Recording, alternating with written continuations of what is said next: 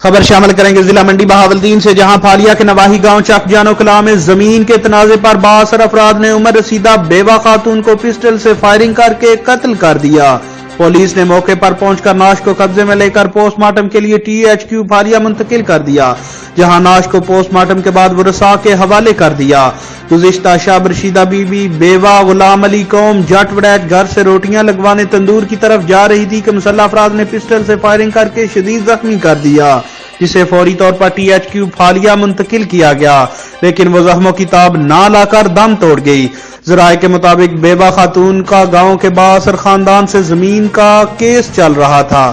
مبینہ طور پر خاتون کو کیس کی پیروی سے نہ روکنے پر ناحق قتل کر دیا گیا۔ پولیس نے مقتولہ کے بیٹے کی مدیت میں مقدمہ درج کر کے ملزمان کی گرفتاری کے لیے چھاپے مارنے شروع کر دیے ہیں۔ کیمرہ مین تنزیل اشرف وڑیچ کے ساتھ مجزین حسین بلال، جیو ایکسپریس نیوز، منڈی بہاولدین۔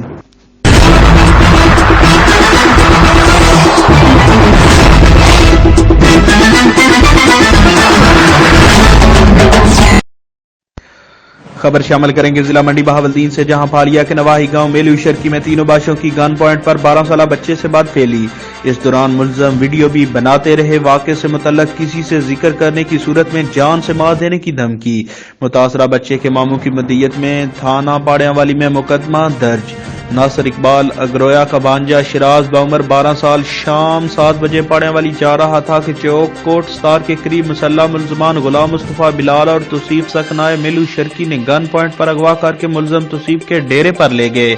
رات بھر اس سے بدفعلی کرتے اور ویڈیو بھی بناتے رہے اور دھمکیاں دیتے رہے کہ اگر کسی سے ذکر کیا تو جان سے مار دیں گے، لیکن بعد میں ملزم غلام مصطفیٰ نے خود ہی بدفعلی کی ویڈیو فیس بک پر وائرل کر دی۔